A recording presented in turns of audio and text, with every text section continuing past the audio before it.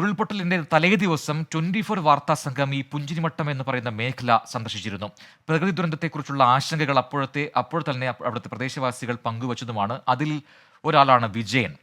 ജീവൻ തിരിച്ചു കിട്ടിയെങ്കിലും ഉറ്റവരെയെല്ലാം നഷ്ടപ്പെട്ട വേദനയിൽ കഴിയുന്ന വിജയനെ 24 പ്രതിനിധി ചൂരൽമലയിൽ വെച്ച് വീണ്ടും കണ്ടുമുട്ടി. സുജിത് അയ്യപ്പ തയ്യാറാക്കിയ റിപ്പോർട്ട് കാണാമിനി.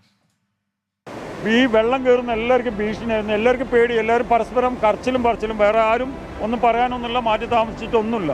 അങ്ങനെ ഞങ്ങളെല്ലാ ചെറുപ്പക്കാരൊക്കെ കൂടി ഈ ഭാഗങ്ങളിലുള്ള ആൾക്കാരൊക്കെ ഞങ്ങൾ പരമാവധി ഇപ്പോൾ വണ്ടി വരാൻ വരെ സൗകര്യമില്ലാത്തൊരു സ്ഥലം, ഒരു ഓട്ടോറിക്ഷയോ ബൈക്കോ ഓടാൻ പറ്റാത്ത സ്ഥലം. അങ്ങനെ ഞങ്ങൾ പരമാവധി വീടുകളൊക്കെ പോയി പറഞ്ഞു. ചില ആൾക്കാർ അവരെ വേണ്ടപ്പെട്ട ആൾക്കാരെയൊക്കെ റിസോർട്ടുകൾക്ക് മാറ്റി, സാധാരണക്കാരൊക്കെ അതാത് വീടുകളിൽ തന്നെ കിടക്കും.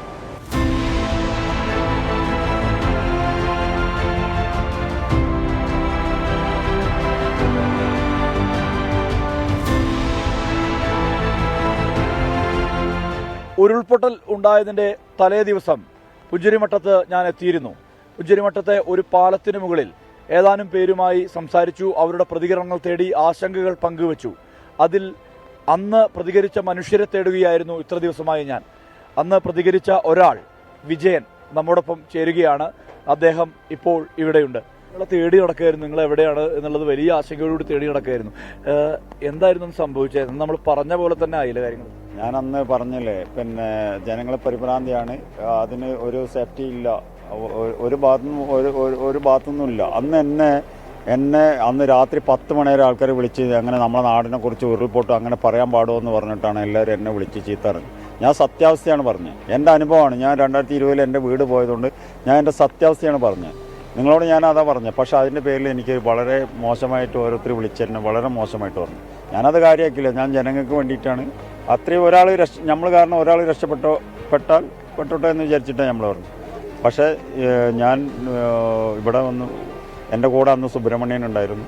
അവരെല്ലാം ഇപ്പോൾ കുടുംബം അടക്കി അവരെല്ലാം പോയി. 3-4 ആൾക്കാർ ഇന്നിപ്പോൾ അവർ ഇല്ല.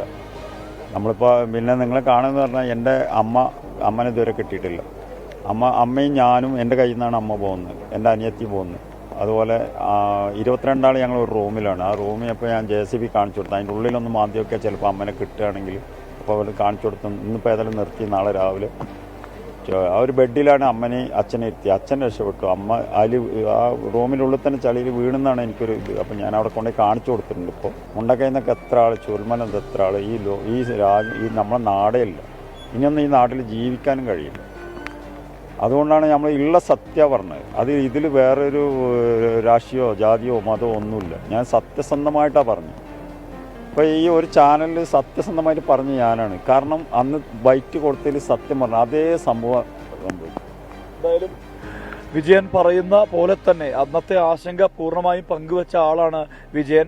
അതുപോലെ ആശങ്ക പങ്കുവച്ച ഒരാളുടെ പ്രതികരണം ഞാൻ എടുത്തത് ഈ ഭാഗത്തു നിന്നാണ്. അതായത് അദ്ദേഹത്തിന്റെ വീട് ഇന്നില്ല, അദ്ദേഹം എവിടെയാണെന്നറിയില്ല. ഇവിടുത്തെ ഒരു പ്രാദേശിക നേതാവായിരുന്നു, ഇവിടുത്തെ രാഷ്ട്രീയ പാർട്ടിയുടെ പ്രാദേശിക നേതാവായിരുന്ന ആളായിരുന്നു. അദ്ദേഹം എവിടെയെന്ന് പോലും അറിയില്ല. ആ മൂലയിൽ നിന്ന് ഞാൻ ദൃശ്യമെടുത്തിരുന്നു. അത് റോഡ് ഇപ്പോൾ ആ ഭാഗത്ത് ഇപ്പോൾ അദ്ദേഹത്തിന്റെ വീട് കാണുന്നില്ല, എല്ലാം പോയിരിക്കുന്നു. ഇങ്ങനെ ഈ വിധത്തിൽ അന്ന് തലേ ദിവസം ഉരുൾപൊട്ടലിന്റെ തലേ ദിവസം ഞാൻ പ്രതികരണം തേടിയ മനുഷ്യരുടെ അവസ്ഥയെക്കുറിച്ച് എപ്പോഴും ആശങ്കയുണ്ടായിരുന്നു.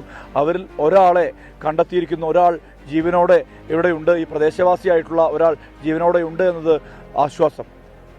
സുർജിത് അയ്യപ്പത്ത്, 24 വയനാട്.